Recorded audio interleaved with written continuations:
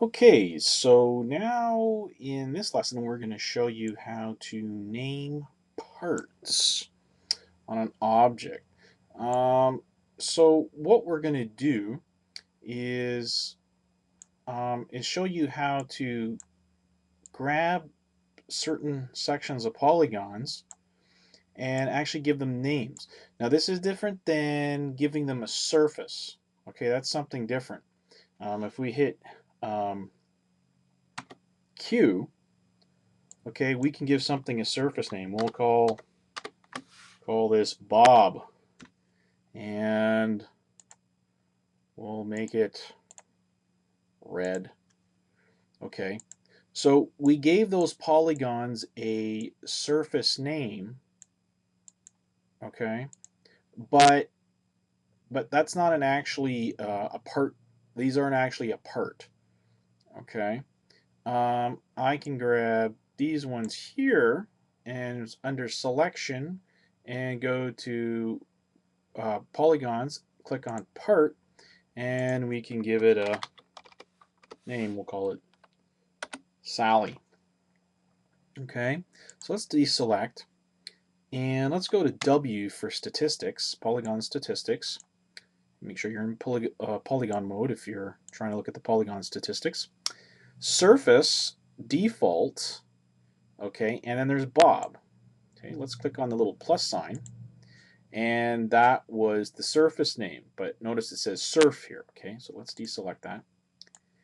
And sorry, let's go to part, and let's go to Sally.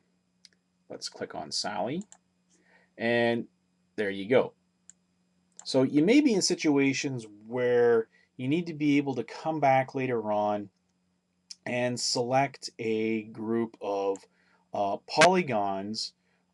You can select polygons once again just by giving them a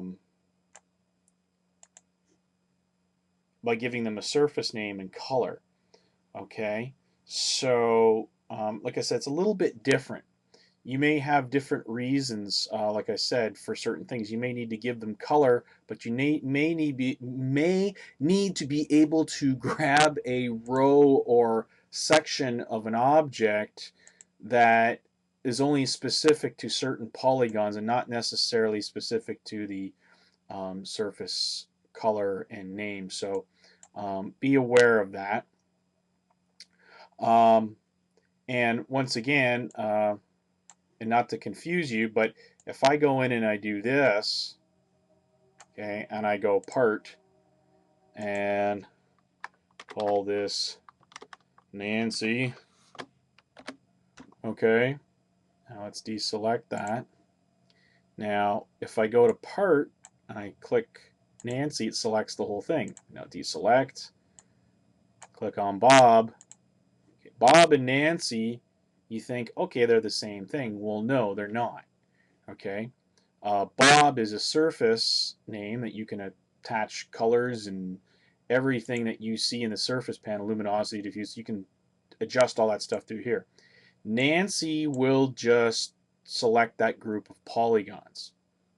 Okay, and if you've never used the polygon statistics window, like I said, it's the W key, and the little plus sign is what you use to select it. The minus, you can deselect it. Okay, now here is another interesting thing about the part selection tool is that each polygon can only have one part name. Okay, so say for instance I go in here and I select these 6 polygons. Okay, and I go to part, and just for fun I'll call this group of polygons Billy. Okay, let's deselect. So just to make sure, we got Billy here. Click. Okay, so now say I take these center ones here, these center 2, and oh, what are we going to call it? we'll call the two center ones, oh, Susie. Okay, deselect.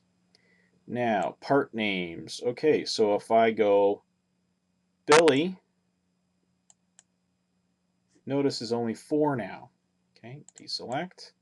Susie, 2. So you can't have overlapping, how should I say, part names. Okay, so basically those two polygons can't be Susie and Billy at the same time. It can't. It just won't work that way. You can only have one part name at a time. But that's the benefit of having a surface names. You can use the surface selection mode, the Q, and still be able to grab certain parts, okay, or sections of the object. So there are multiple ways that you can get at different pieces that are still connected, but anyways, that's, like I said, that's just the rule as far as surface names. You can only have one part name for each polygon. Okay. So, but once again, a polygon can have a surface name and a part name.